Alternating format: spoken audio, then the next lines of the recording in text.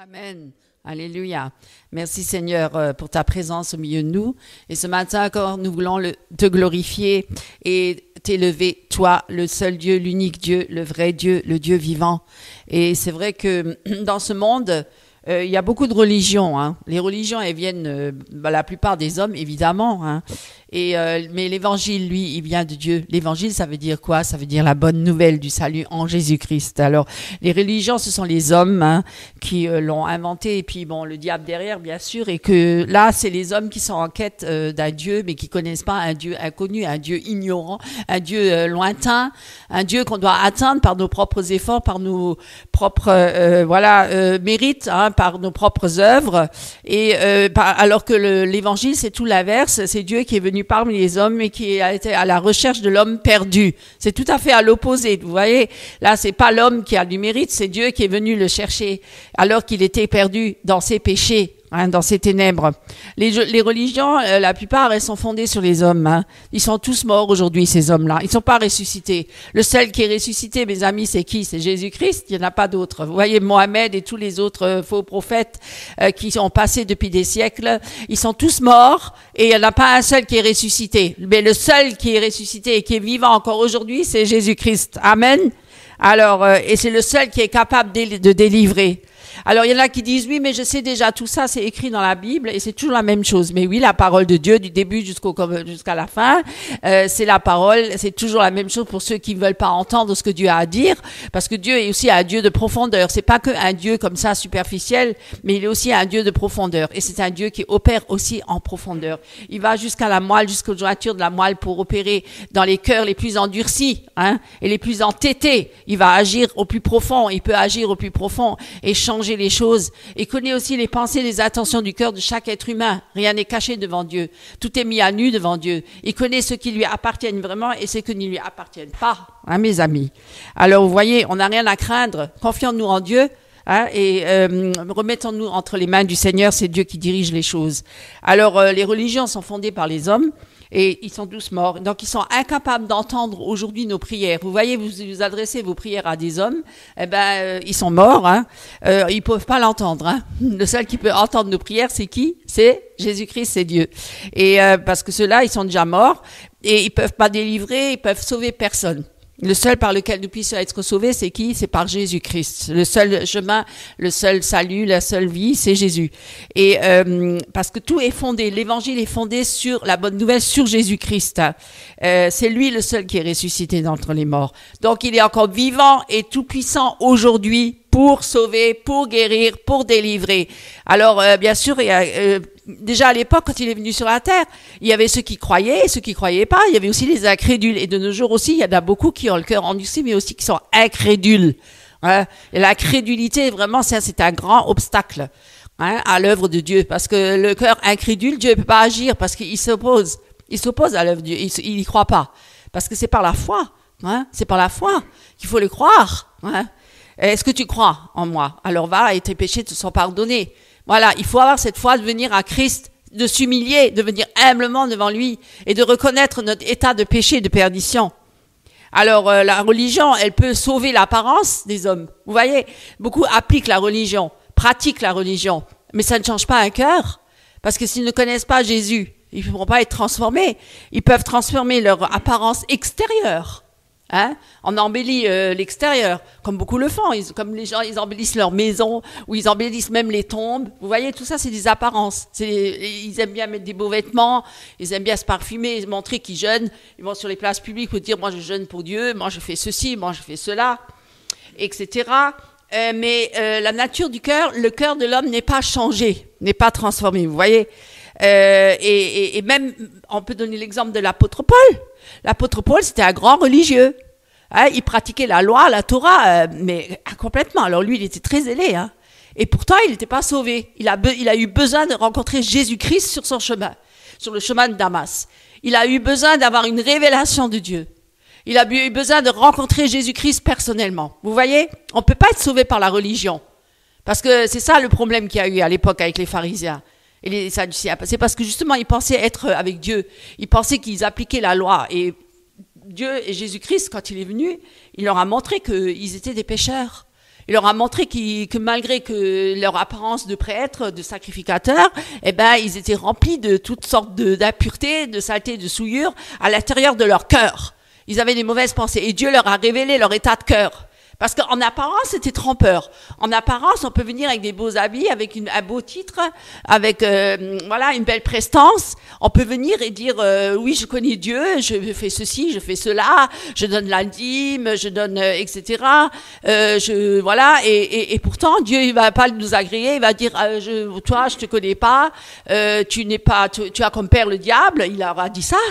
Vous vous rendez compte un peu comment ils étaient outrés. Comment ils étaient dans un état grave, ouais, parce que quelque part, ils ont compris que, voilà, c'est pas les œuvres là qui vont les sauver, c'est pas les apparences là qui vont les sauver, hein, parce que la religion c'est ça, on regarde nos apparences, mais on n'a pas le cœur qui est transformé et changé par Dieu, par Jésus-Christ, hein, et on devient même un persécuteur des chrétiens. Et à l'époque, Paul était devenu un persécuteur des chrétiens. Parce qu'il a cru penser appliquer la loi, et toute la loi, il a cru servir Dieu, et pourtant, vous voyez, parce que la preuve, il a persécuté les chrétiens. Il a fallu une révélation de Christ sur le chemin de Damas pour lui dire, Paul, pourquoi me persécutes-tu? Et, Seigneur, est-ce toi? Waouh! Vous vous rendez compte?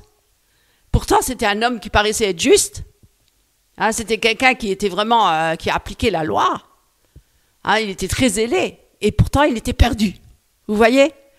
C'est pas la loi qui sauve vraiment parce que la loi elle met en évidence le péché. La loi elle montre justement l'état de l'homme pécheur qui ne peut pas appliquer la loi parce qu'il a une nature pécheresse en lui. Et que le seul moyen par lequel il puisse être sauvé c'est par Jésus-Christ, c'est pas par les œuvres, c'est pas par la loi. La loi, elle est bonne, elle est sainte, elle est pure. Mais elle a dû être accomplie par qui? Par Jésus-Christ, parce que lui, c'est le seul homme et Dieu en même temps, juste et véritable, qui a pu accomplir toute la loi. Et il l'a accomplie pour nous, pour que nous puissions être sauvés, parce que nous, on a transgressé les lois. Parce que nous sommes conçus dans le péché depuis notre naissance, depuis Adam et Ève. Nous avons hérité de cette nature pécheresse. Nous ne pouvons pas nous sauver par nous-mêmes. Aucun homme n'est juste par lui-même. Aucun homme n'est juste sur la terre. Nous sommes tous des pécheurs. Personne ne peut changer sa vie. Personne ne peut changer son cœur. Nous avons tous besoin de passer par la croix. Nous sommes obligés de passer par la croix. Il n'y a pas un seul juste sur la terre. Et le seul qui puisse nous sauver, c'est Jésus. Et c'est l'évangile, c'est la seule puissance divine qui change radicalement une vie. Voilà. Et le caractère et les habitudes d'une personne. Parce que nous avons tous des mauvaises habitudes. Nous avons tous des choses en nous qui nous amènent dans cette nature pécheresse. Et nous avons besoin de la grâce du Seigneur pour être transformés et devenir une nouvelle créature. Sans cela, nous ne pouvons pas marcher avec Dieu. Par nos propres efforts, nous ne pouvons pas y arriver. Nous n'y arriverons jamais. Et c'est seulement cet évangile-là, ce qui peut nous transformer. Et c'est ça. Et c'est à la gloire de Dieu. Parce que là, c'est vraiment le Seigneur qui accomplit l'œuvre. C'est que Jésus-Christ qui accomplit cette œuvre-là. Nous ne pouvons pas l'accomplir. Nous sommes perdus. Nous avons besoin de cette vie-là en nous. Hein? Parce que la religion, c'est quoi? La religion, c'est l'observance de nombreux rituels. Hein, vous voyez, on doit faire plein de sacrifices, plein de pratiques religieuses pour plaire à Dieu. Mais nous n'arriverons jamais à plaire à Dieu. Jamais. Dieu nous agrée grâce à Jésus-Christ. C'est Jésus. Parce que Jésus a plu à Dieu. Il a dit, c'est mon fils en qui j'ai toute ma joie. C'est grâce à Jésus qui s'est substitué à nous et qui va devant le Père et qui dit, je les ai rachetés par mon sang. C'est moi qui suis mort sur la croix pour leurs péchés. C'est moi qui ai accompli l'œuvre. Tout est accompli. Eh bien, dans ces cas-là, Dieu agrée parce que Jésus a versé son sang. C'est le sang que Dieu voit, le Père qui voit. Et c'est ça qui nous sauve. Et rien d'autre. Voilà. Merci Seigneur. Parce que la religion, c'est comme je disais tout à l'heure, c'est l'homme croit qu'il va faire le bien, il va faire des œuvres, des rituels, des pratiques religieuses, voilà, et il pense qu'il est agréé par Dieu à cause de cela. Non! Dieu agrée l'homme parce qu'il a accepté Jésus-Christ dans sa vie. Et que c'est à travers Jésus-Christ qu'il ne le condamne plus, qu'il est sauvé parce que Jésus-Christ a accompli la loi pour lui. Vous comprenez ça? Parce que la religion, c'est obéir à des traditions humaines et des commandements des hommes. Et ça peut changer parce que l'homme, il est changeant. Il n'est pas parfait, il n'est pas pur, il n'est pas saint. Il n'y a que Dieu seul qui est saint et pur. Et lui, il ne change pas. Il est le même hier, aujourd'hui, demain et éternellement. Il ne change pas. Mais l'homme, il peut changer. C'est fluctuant suivant ses humeurs et son caractère, etc. Et donc, on peut pas se confier dans l'homme. Malheur à l'homme qui se confie dans l'homme. Béni soit l'homme qui se confie en l'Éternel. Parce que l'homme, on ne peut pas lui faire confiance. Un jour, il peut être comme ça, un autre jour, il peut être comme ça. Et si nous ne nous soumettons pas à Dieu, qui c'est qui prend le dessus sur nous? Déjà notre nature, notre vieille nature pécheresse. Et ensuite, si on ouvre les portes à l'ennemi, ben, ça sera le diable qui nous manipulera. Alors vous voyez, on est obligé d'être soumis à Christ. Sans Christ, nous sommes vraiment perdus, mes amis. Et c'est pour ça que les religieux, ils étaient tellement en rage contre Jésus. Parce que déjà, pourquoi? Parce qu'il n'était pas sacrificateur selon la lignée des Lévites, selon la tradition des hommes, enfin de Dieu, parce que Dieu l'avait choisi quand même, la lignée des Lévites. Mais lui, non. Et c'est d'ailleurs pour ça qu'ils se sont tellement énervés et irrités contre lui. Parce qu'ils ont dit, qui est celui-là qui veut nous enseigner? Il vient d'où celui-là? Il vient d'un petit village, est-ce qu'il y a quelque chose de bon qui vient de Bethléem, Nazareth?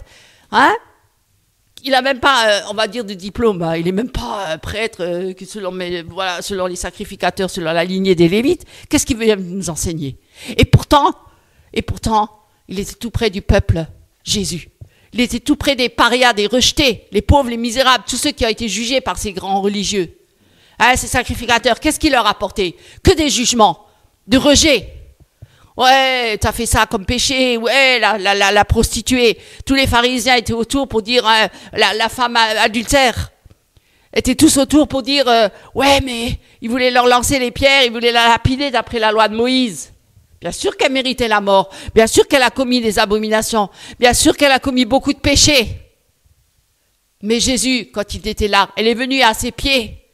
Elle a pleuré à ses pieds. Elle a reconnu sa misère. Elle a reconnu qu'elle était perdue. Et qu'elle méritait la mort. Et que tous ces religieux étaient tous autour, tellement avides de tout de suite lancer la pierre, le jugement. Et qu'est-ce qu'il a dit, Jésus? Que celui qui n'a point péché lance la première pierre. Et qu'est-ce qui s'est passé? Ils sont tous partis. Ils ont tous jeté la pierre. Et ils se sont tous retournés. Parce qu'ils ont tous reconnu qu'il n'y en a pas un seul qui est juste et que tous sont pécheurs. Voilà, Jésus, il est venu pour montrer du doigt notre état de péché, notre état de misère. Mais gloire à Dieu, parce qu'il est aussi venu pour nous annoncer une bonne nouvelle. C'est de nous dire, non, mais moi, j'ai accompli l'œuvre pour toi. J'ai tout accompli sur la croix. J'ai versé mon sang pour toi. J'ai donné ma vie pour toi. Maintenant, tu es gracié. Tu es pardonné. Tous tes péchés sont effacés. Tu n'es plus sous la condamnation. Tu es sauvé par la grâce. Moi, j'ai payé le prix. Moi, j'ai versé mon sang. J'ai donné ma vie pour toi. Par amour. Parce que je t'aime. C'est par amour que le Seigneur il a donné sa vie. Aucun homme n'a pu faire cela. Aucune femme. Personne sur la terre ne peut faire ça. Personne. Personne. Toutes les belles œuvres que les hommes ils accomplissent, ça ne peut pas sauver une âme. Le seul qui peut sauver, c'est Jésus-Christ. Il n'y a pas d'autre chemin. Il n'y a pas d'autre vérité. Il n'y a pas d'autre vie. Et c'est là qu'elle a reconnu qu'elle était graciée, pardonnée, parce que c'est Dieu en personne, à travers Jésus-Christ, qui a pardonné. Parce que qui est celui-là qui peut pardonner les péchés? Alléluia, gloire à Dieu, merci Seigneur, et qui les efface et qui les enlève. Nous ne sommes plus sous la culpabilité, nous ne sommes plus sous la condamnation. Nous n'avons plus rien à prouver à personne, nous n'avons pas besoin de faire des œuvres pour nous racheter. Aucune œuvre n'est possible devant Dieu. Tout est accompli en Jésus-Christ. Parce que la Bible, justement, la religion, qu'est-ce qu'elle déclare, la religion?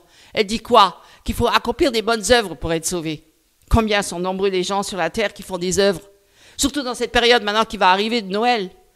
Les œuvres caritatives, les œuvres charitables, les œuvres sociales, aider son prochain. Tout le monde crie, oui, il faut aider son prochain, aime ton prochain. Oui, mais aime ton Dieu par-dessus tout. Dieu en premier. C'est Dieu qui doit régner dans ton cœur à travers Jésus-Christ. Sans cela, tu ne pourras pas accomplir les œuvres. À quoi ça sert à un homme de gagner le monde entier s'il perd son âme? Et à quoi ça sert de faire toutes les œuvres, et même si je donne tous les biens de la terre, et si je donne tous mes biens, et tous mes vêtements, et tout ce que je veux, si je n'ai pas la charité, l'amour, qui est Jésus-Christ? Sans Jésus, je n'ai pas d'amour. Aucun être humain n'a l'amour pour ce. Chaque être humain est égoïste et pécheur. Il n'a aucun amour pour son prochain. Il s'aime d'abord lui-même, il cherche d'abord son propre intérêt. Il n'y a aucun intérêt pour l'autre. C'est faux, tout ça c'est des fausses apparences, c'est des apparences trompeuses.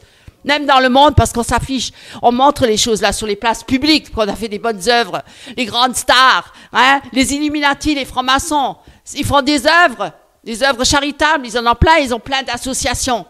Ils font plein de bénévolat, certains. Hein, ils font plein d'œuvres, tous les jours ils font des œuvres. Ils ouvrent même des orphelinats. Ils ouvrent même, comme Coluche, pour manger gratuitement les restos du cœur. Ils font plein d'œuvres pour montrer, bien sûr, parce qu'ils font du sentimentalisme pour leur prochain. Bien sûr qu'il y a beaucoup de misère sur la terre. Bien sûr qu'il y a beaucoup de malheur. Mais si seulement les âmes se tourneraient vers Christ, Dieu changerait les choses. Mais parce que l'homme veut toujours agir par lui-même, sans consulter l'Éternel, en pensant qu'il va réussir, qu'il va s'en sortir. Jamais il s'en sortira. Jamais. Ta folie, elle peut s'arrêter du jour au lendemain, parce que Dieu, il peut te reprendre ta vie quand il veut. Notre souffle de vie. Il tient qu'à un fil, notre vie. Qu'est-ce que nous sommes sur la terre? Peu de choses. Hein? Alors. Et voilà, mes amis. C'est pour ça, confiez-vous en l'Éternel. Tournez-vous vers lui. Et qu'est-ce qu'il a prêché? Qu'est-ce qu'il a prêché Jean le Baptiste? Qu'est-ce qu'il a prêché Jésus? Qu'est-ce qu'ils ont prêché les apôtres? Repentez-vous de vos péchés. Détournez-vous de vos mauvaises voies. Et venez à moi. Hein? Revenez à moi. Ou venez à moi. Et moi, je vous donnerai la vie en abondance, la vie éternelle.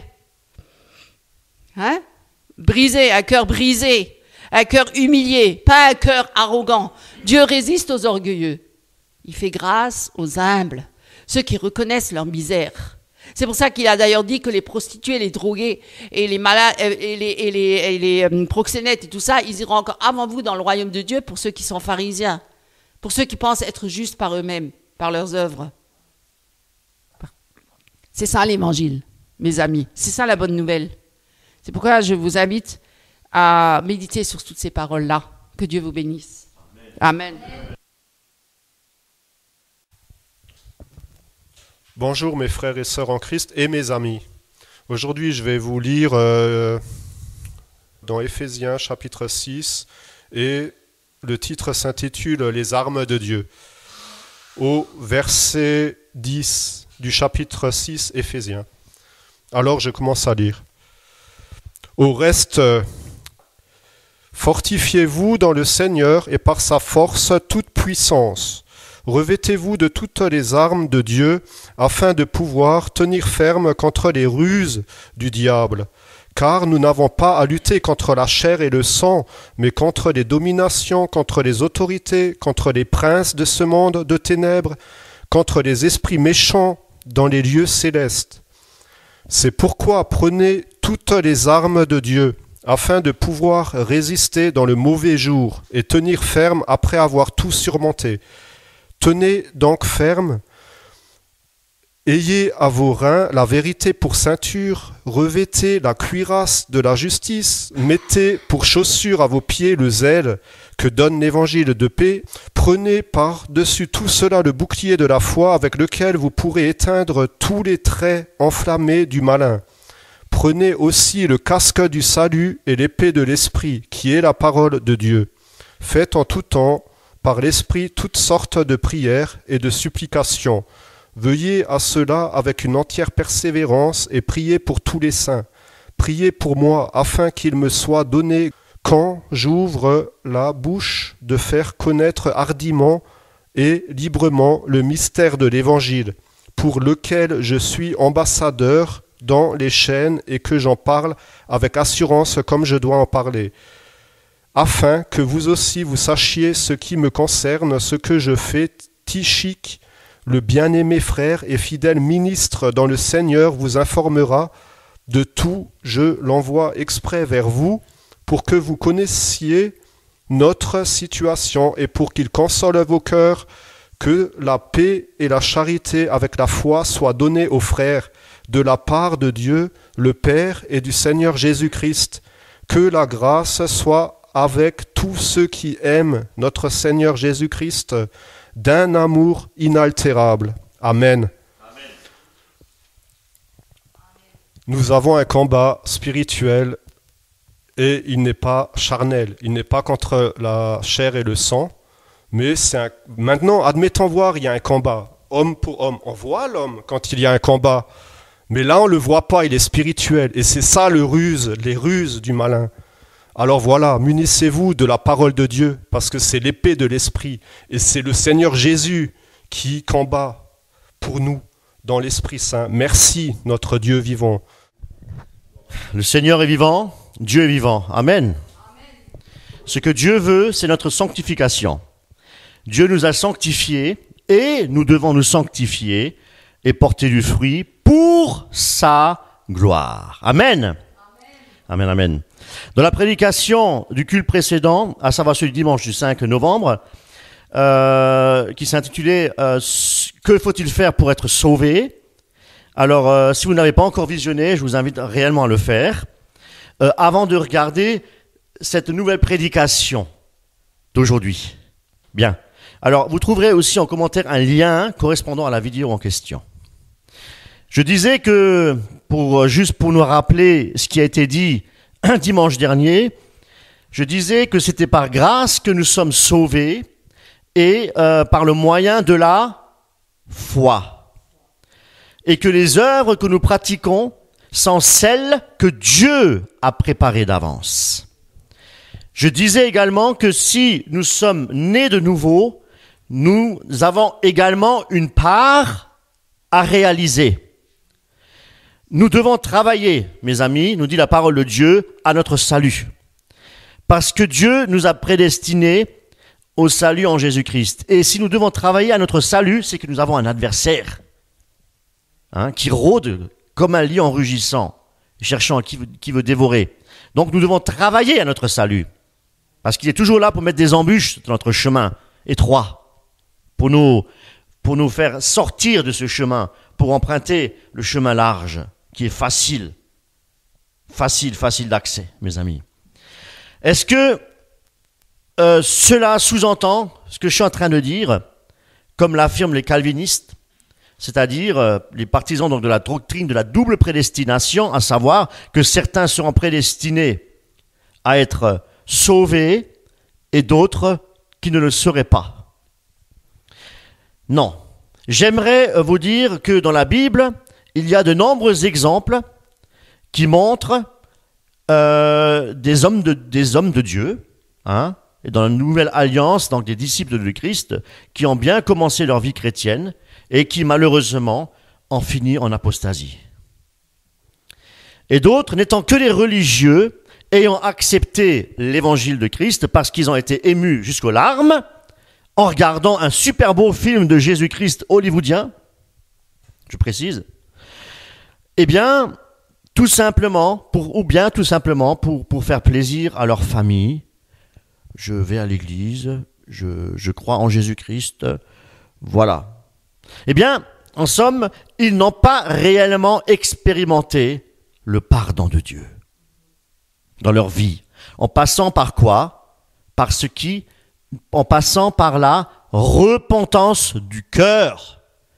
Et non pas une repentance qui s'arrête au cerveau, mais qui doit descendre jusqu'au cœur. Parce que c'est le cœur qui doit être changé, car c'est du cœur que viennent toutes les mauvaises pensées. Donc, une conversion de cœur, et non pas une conversion de cerveau. Pour cette catégorie de personnes, ils ne peuvent pas persévérer jusqu'à la fin. Celui qui n'est pas passé par une repentance de cœur ne peut pas persévérer jusqu'à la fin. Déjà, il va déjà aussi prouver son engagement au travers des baptêmes. Les eaux du baptême. C'est un commandement de Dieu, mes amis. Ils n'ont pas une réelle communion et n'ont pas la réelle crainte de Dieu dans leur cœur. Ce sont ce qu'on appelle des chrétiens de nom, les chrétiens du dimanche, les chrétiens de surface. Mais il y a également une autre catégorie de chrétiens que je n'ai pas encore évoquée, que je n'ai pas évoquée la semaine dernière, que j'évoque aujourd'hui, qui ont un jour été appelés de Dieu, qui ont réellement été touchés et qui sont réellement passés par une repentance de cœur. Mais qui, par manque de persévérance, ont abandonné la course et ont tourné le dos au Seigneur et ils se sont volontairement détachés de la grâce du Seigneur. Volontairement. Je ne veux plus de toi, Seigneur Jésus, je fais ce que je veux, je fais ma vie. Je ne veux plus rien savoir de toi. Au revoir. C'est une démission. C'est une démission. On est en train de dire au Seigneur, Seigneur, je divorce de toi. Quand Dieu parle au peuple de Dieu, il disait souvent, ils ont divorcé. Ils ont divorcé. Vous voyez, il y a ce côté spirituel aussi qu'il faut voir. Hein. Il n'y a pas que le degré naturel, il y a aussi le degré spirituel que nous devons aussi comprendre avec l'aide du Saint-Esprit. Et leur cœur s'est endurci. Et ne veulent plus revenir. C'est pas qu'ils veulent revenir, ils ne veulent plus rien savoir de Dieu. Ils se mettent même contre les églises. Ils commencent à critiquer telle église, telle église, telle église. Ah, eux, je vois ci, je vois ça dans cette église, je vois ci, je vois cela dans cette église.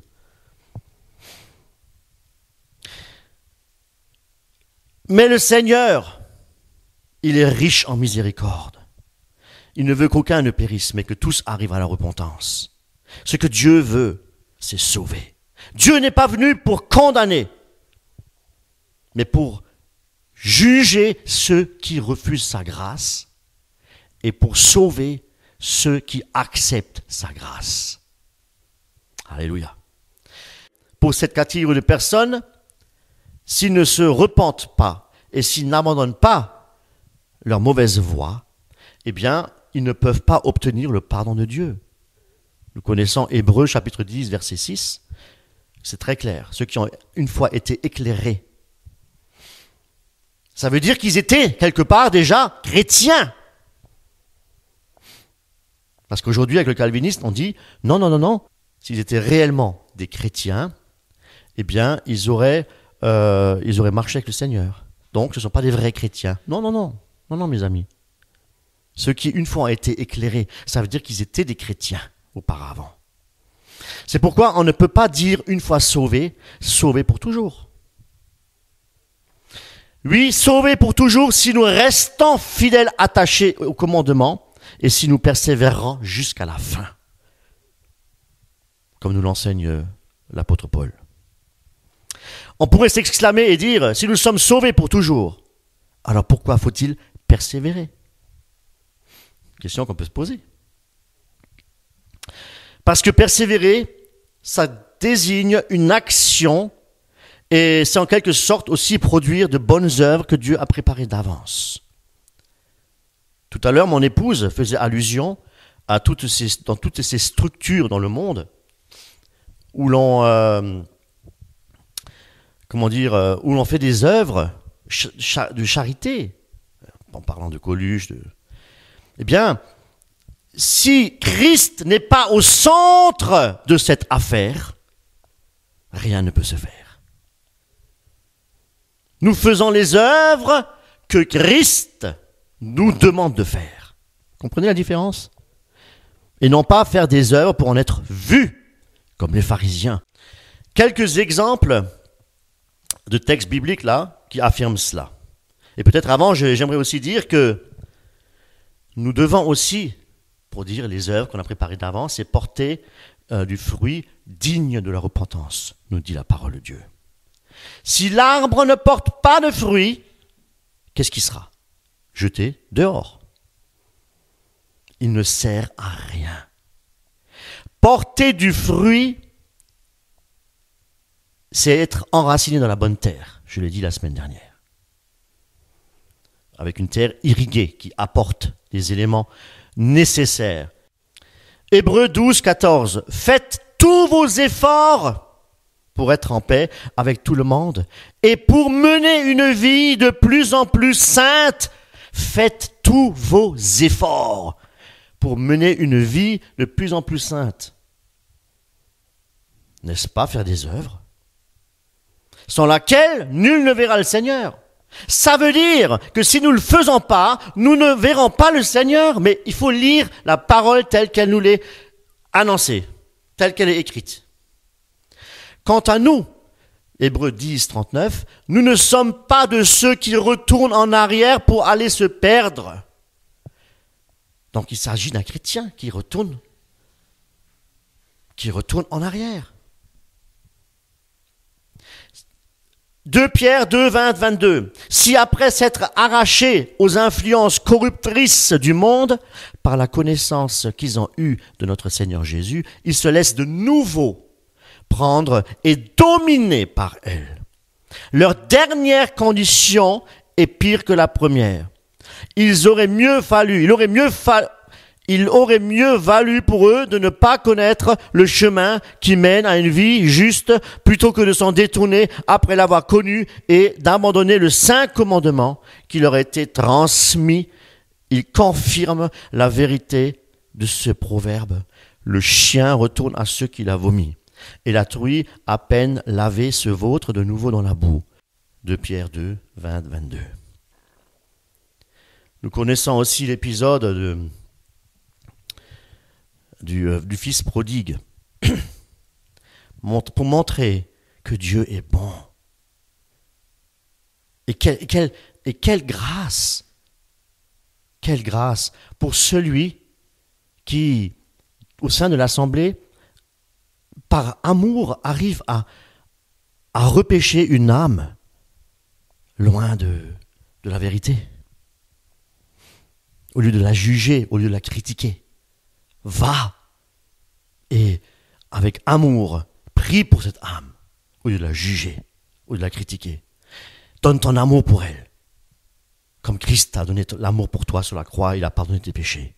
Va vers ceux qui sont perdus, comme Christ l'a fait. Et apporte de l'amour de Dieu, l'amour agapé. Et même, je regarde toutes choses comme une perte à cause de l'excellence de la connaissance de Jésus-Christ, mon Seigneur, pour lequel j'ai renoncé à tout, nous dit Paul. Et je les regarde comme quoi? Comme quelque chose d'admirable? Non. Comme de la boue. Pour quelle raison? Afin de gagner Christ. Nous devons gagner Christ. Et gagner Christ est un combat. Nous devons combattre le bon combat de la foi pour gagner et hériter de la couronne de vie, nous dit la parole de Dieu. Afin de gagner Christ et d'être trouvé en lui, non avec ma justice, celle qui vient de la loi, mais avec celle qui s'obtient par la foi en Christ. La justice qui vient de Dieu par la foi. La foi nous vient de Dieu. C'est un don, un cadeau. Afin de quoi? De connaître Christ et la puissance de sa résurrection et la communion de ses souffrances en devenant conforme à lui dans sa mort. Le baptême est important. Pour parvenir, si je puis, à la résurrection d'entre les morts. Est-ce que vous avez bien compris le verset 11? Je répète le verset 11. Pour parvenir, si je puis, à la résurrection d'entre les morts. Il n'a pas dit pour parvenir à la résurrection d'entre les morts. Pour parvenir, si je puis. Nous devons, mes amis, mes frères et sœurs, travailler à notre salut et persévérer dans la fidélité en Jésus-Christ. Dans la sanctification, oui, nous sommes sanctifiés par Christ, mais nous devons garder cette sanctification et travailler à notre salut. Une persévérance qui ne dépend pas uniquement de Dieu, mais il y a également notre part. Nous avons notre part de responsabilité sur le chemin étroit. Nous oublions facilement la parabole des 10 vierges. Cette parabole s'adresse à qui? À l'Église, le corps du Christ. Il ne faut pas non plus mettre les tièdes de côté. Ils sont également considérés être des chrétiens. Mais cette catégorie de chrétiens ne veille point. Cette catégorie de chrétiens ne prie pas assez. Cette catégorie de chrétiens ne persévère pas. Résultat des courses, Jésus leur dira, dehors je ne vous connais pas. On les appelle aussi les tièdes. Je les vomirai de ma bouche. Quand il dit les tièdes, il parle à des chrétiens. Maintenant, nous savons que nous sommes sauvés par grâce. Par quoi? Par le moyen de la foi uniquement. Et comme nous venons de le voir, il y a également notre part à faire, à savoir produire des œuvres que Dieu a préparées d'avance et marcher en nouveauté de vie. Ne pas réaliser les œuvres que Dieu que Christ nous a demandé de pratiquer, c'est un homme en costume cravate qui tenant une Bible dans la main va directement en enfer. Qu'est-ce qui lui manque? Les œuvres. Il n'a que la connaissance. Ça ne suffit pas.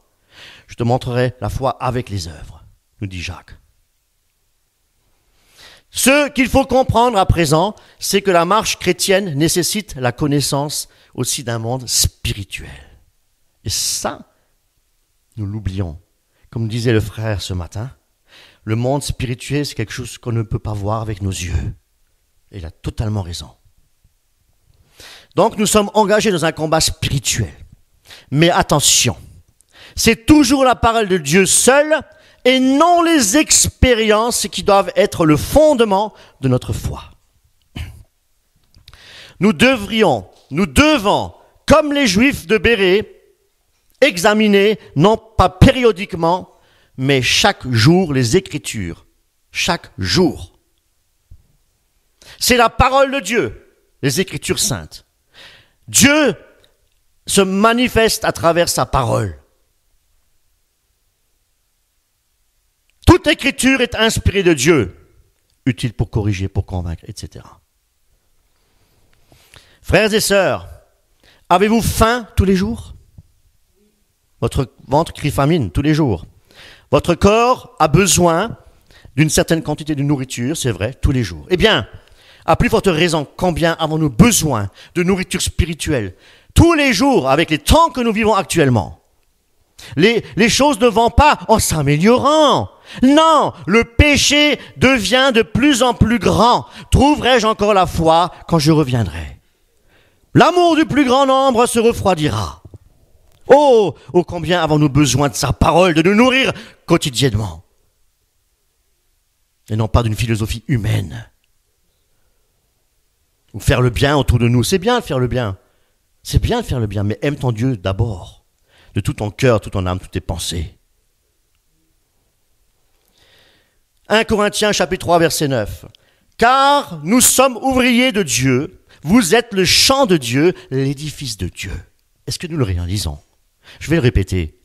Nous sommes quoi? Des ouvriers avec Dieu. Nous sommes le champ de Dieu. Nous sommes l'édifice de Dieu. Le temple du Saint-Esprit. Jean 4, 31. Pendant ce temps, les disciples le pressaient de manger, disant, Rabbi, mange. Mais il leur dit, j'ai à manger une nourriture que vous ne connaissez pas. Oh. Jésus leur dit, ma nourriture, c'est quoi?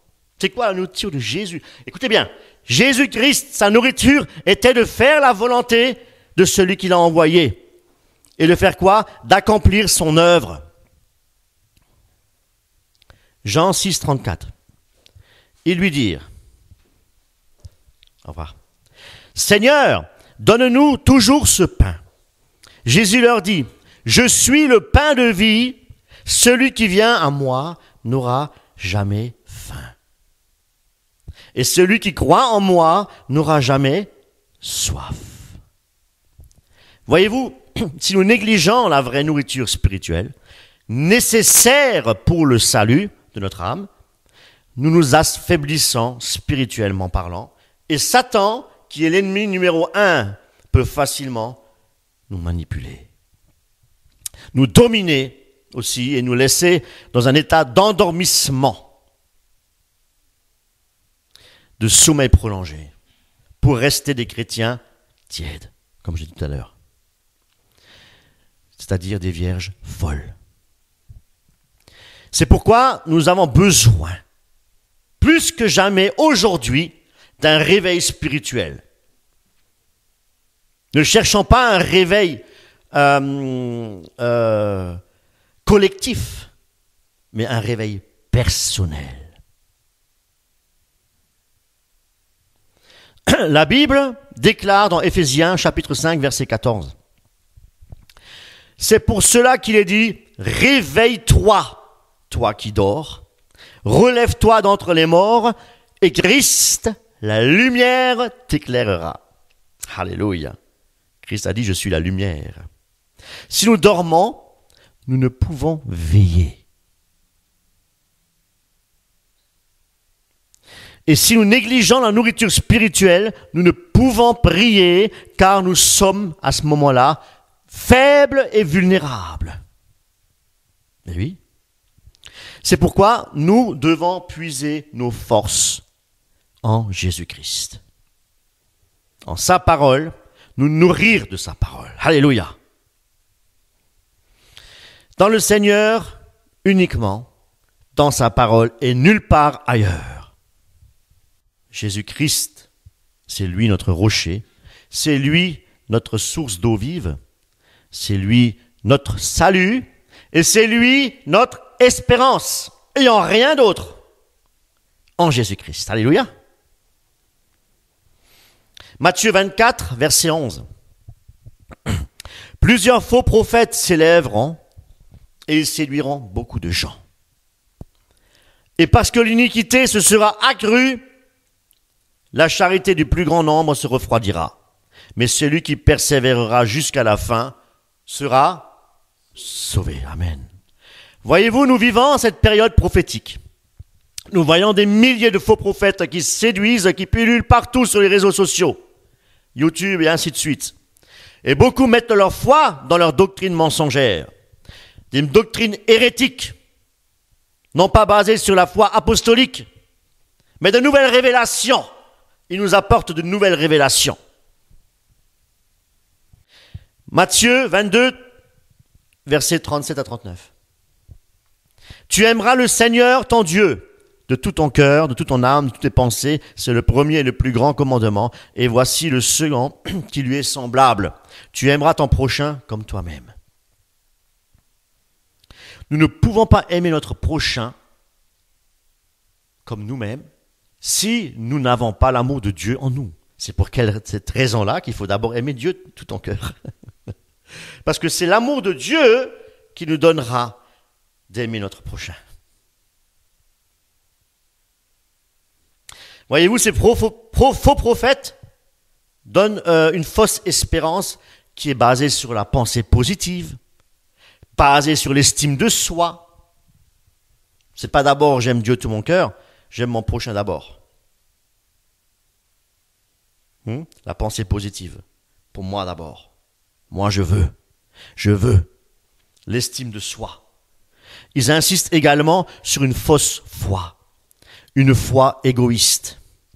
En tordant le sens des Écritures, pour ne plus être scripturaire du tout, pour ne nommer le verset qui dit « Croyez comme si vous l'avez reçu et vous verrez se réaliser. » Et l'amour perverti pour un gain sordide, par exemple le matérialisme, l'argent, la cupidité, etc. C'est ce qu'on appelle aussi l'idolâtrie.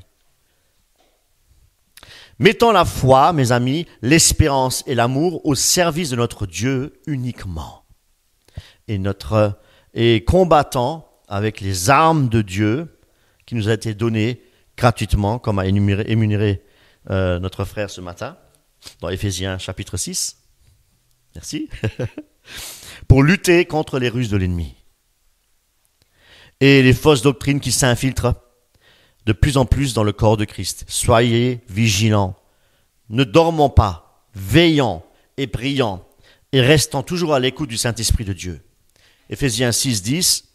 Au reste, fortifiez-vous dans le Seigneur et par sa force toute puissante, revêtez-vous de toute arme de Dieu, afin de pouvoir tenir ferme contre les ruses de Satan, du diable.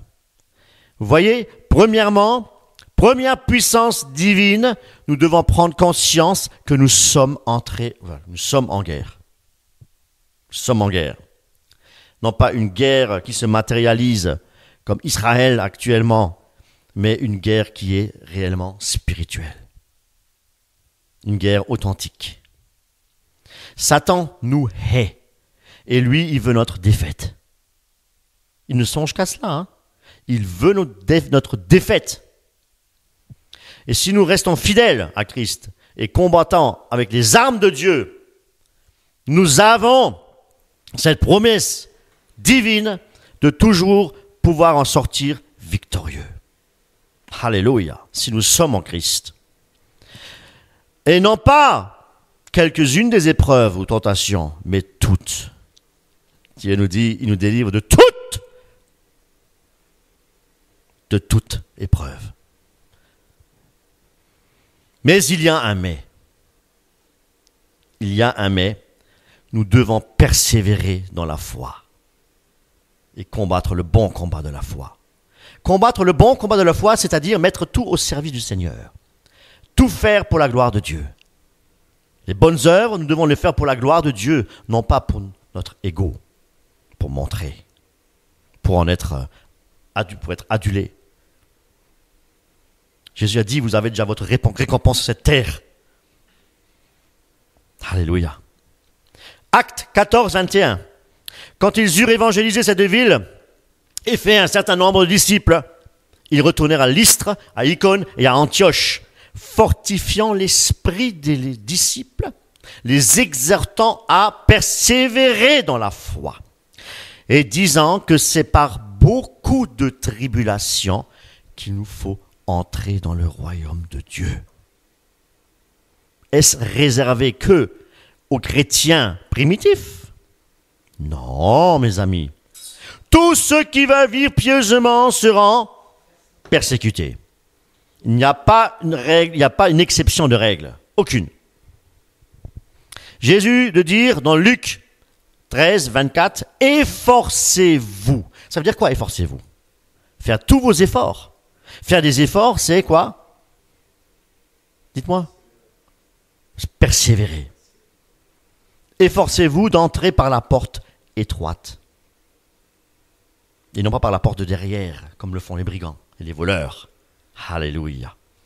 Car, je vous le dis, beaucoup chercheront à entrer, mais ne le pourront même pas. Dans ce verset, on peut remplacer, on peut le remplacer par le mot lutter. Efforcez-vous de rentrer. Luttez pour rentrer. La porte étroite est comparable aussi aux tribulations. Elle est comparable aux épreuves, aux souffrances, à la fatigue morale, la fatigue physique, la fatigue psychologique. Des luttes en dehors, selon Paul. Parce que Satan peut nous attaquer de trois manières. Moralement, physiquement et psychologiquement. Corps, l'âme et l'esprit. Donc c'est la preuve que nous sommes dotés, que nous sommes tripartites. Jacques 1, 2 à 8. Mes frères, considérez-vous comme très heureux. Il n'a pas dit, considérez-vous comme malheureux. Il n'a pas dit, vous êtes malheureux. Considérez-vous comme très heureux quand vous avez à passer par toutes sortes d'épreuves. Waouh! Cela sous-entend que nous ne devons même pas nous plaindre quand nous passons des moments difficiles. Nous devons tout mettre au pied de la croix de Jésus-Christ. Considérez-vous comme très heureux, non pas malheureux, quand vous avez à passer toutes sortes d'épreuves, car vous le savez. Nous savons quoi? Que savons-nous? Nous lisons les Écritures, nous devons savoir quelque chose à ce niveau-là. Si votre foi résiste à l'épreuve, celle-ci produit la persévérance. Alléluia. Que Dieu nous donne la force de résister à la tentation, au mal et aux épreuves. De résister au mal, de résister à la tentation. Jésus lui-même nous l'a enseigné dans la prière du Notre Père. Alléluia. Savez-vous pourquoi nous devons nous considérer comme très heureux quand nous passons par beaucoup d'épreuves? Comme je l'ai dit, parce que Dieu nous aime et il veut nous délivrer de toutes. Romains, chapitre 3. Romains 8. Car j'ai l'assurance que ni la mort, ni la vie, ni les anges, ni les dominations, ni les choses présentes, ni les choses à venir, ni les puissances, ni la hauteur, ni la profondeur, ni aucune créature ne pourra nous séparer de l'amour de Dieu manifesté en Jésus-Christ notre Seigneur. Ne pourra nous séparer de l'amour de Dieu. Deuxième puissance divine.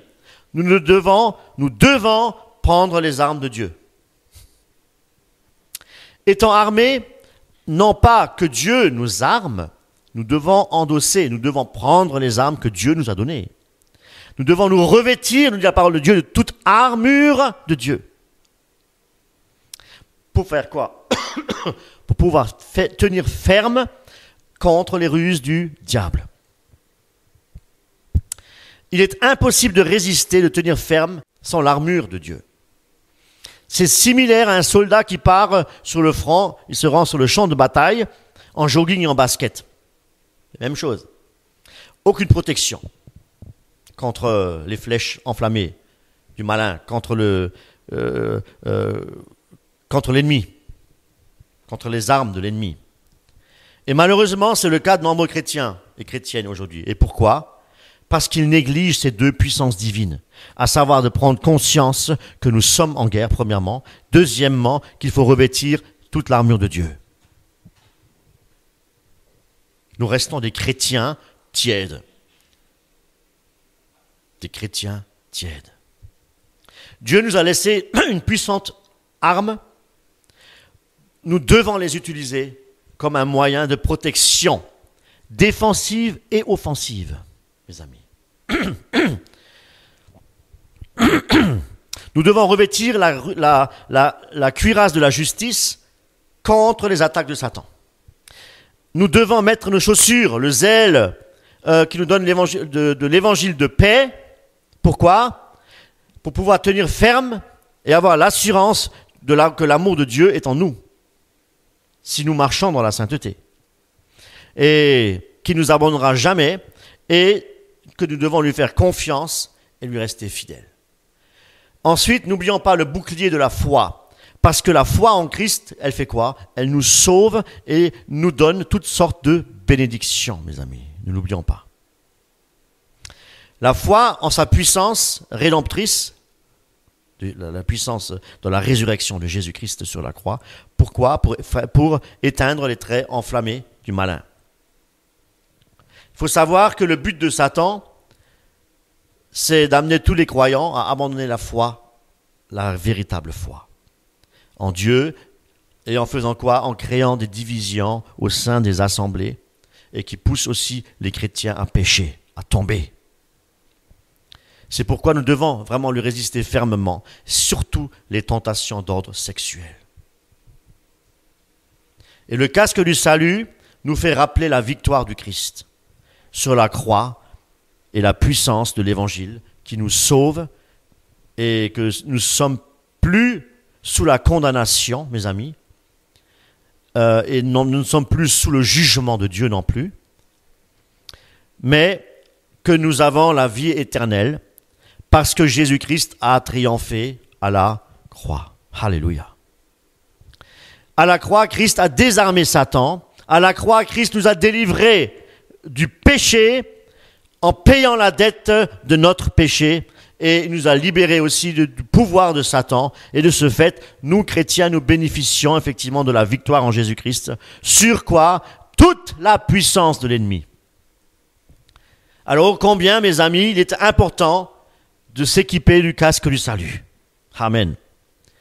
Et nous terminons avec l'épée de l'esprit. l'épée de l'esprit qui est effectivement la parole de Dieu. Alléluia, frères et sœurs. Toute écriture est inspirée de Dieu, utile pour enseigner, pour convaincre, pour corriger, pour réfuter, pour instruire dans la justice, afin de quoi? Que l'homme de Dieu soit accompli et propre à toute bonne œuvre. Vous voyez l'utilité de sonder les Écritures. Frères et sœurs, soyez encouragés ce matin. Il est bon pour nous de nous arrêter aussi quelques instants et considérer nos voies. De remettre aussi en question sur notre marche spirituelle. Sommes-nous toujours encore dans notre premier amour? Portons-nous réellement l'amour de Christ en nous? Frères et sœurs, je vous remercie de méditer sur ces quelques interrogations. Je vous souhaite un très bon dimanche. Soyez bénis et Dieu voulant, à la semaine prochaine. Amen.